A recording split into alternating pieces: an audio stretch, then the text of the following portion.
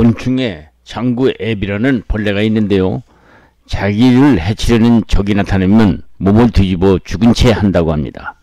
그러다가 자기를 해치려는 적이 사라지면은 재빨리 일어나서 도망친다고 하죠. 그렇습니다. 이 곤충은 사냥을 하는 동물들은 죽은 고기를 먹지 않는다는 특성을 이 곤충이 이용한 것이라고 합니다. 이처럼 약육강식이 먹고 먹히는 세계에서 동물들은 스스로의 생존 비법을 갖고 있다고 합니다.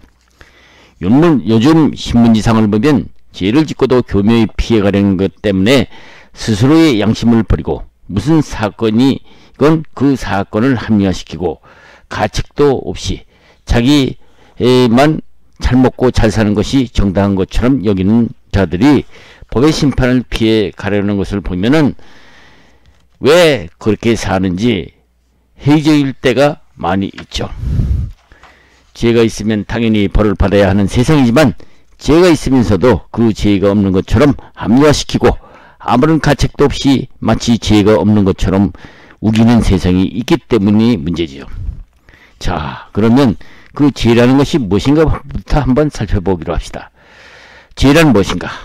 종교계에서는 쉽게 얘기해서 사람의 어떤 행동이 화살이 관역에서 벗어나가는 것이라고 비유하고 있습니다. 물론 그런 행동이라는 것은 사람이 살아가는데 도리나 계율을 어기는 행위 또는 과보를 불러오는 모든 악행이라고 말하고 있습니다. 그런데 세상 사람들은 그러한 죄를 짓고도 애써 어떤 동물들처럼 우리가 진정하고 있는 것 이상으로 많은 위장술로 슬쩍 넘기려 하고 있는 것이 문제죠. 물론 모든 죄의 유무는 검증 가능한 객관적 사실에 근거를 두어야 하는 것은 당연하지만요. 그것이 무엇이 올바르고 꾸밈이 없어야 하는지가 분명히 해야 한다는 것은 당연하죠. 그래서 요즘처럼 소설 쓰고 인내라는 말처럼 낯뜨거운 말이 역겹게 들린 경우가 가끔 있습니다. 얘기가 나왔으니 말이지만요.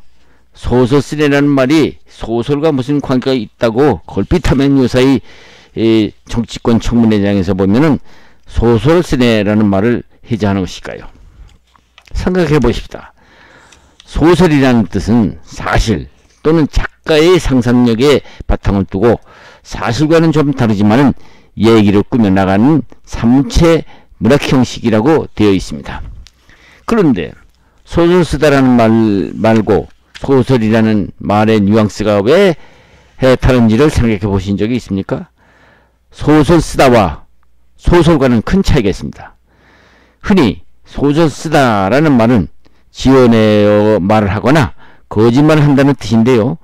어떤 때는 상대가 말도 안 되는 지어내는 말을 하거나 억지를 부리는 사람에게 일침을 가할 때 쓰는 말이지 소설이라는 본뜻과는 완전히 다른 속어일 뿐이죠. 그렇습니다.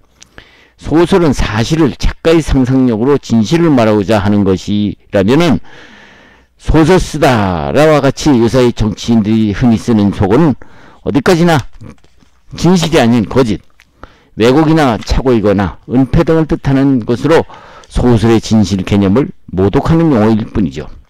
그렇습니다. 소설은 소설가가 전달하려는 그 소설 속의 진실을 말하는 것이고 사건의 사실만을 나열하는 것을 의미하는 소설 쓰네와는 아주 동떨어진 얘기이죠. 소설을 모독하는 정치인들이 흔히 쓰는 소설 쓰네라는 말은 앞으로 이제 좀 쓰지 않았으면 좋겠습니다.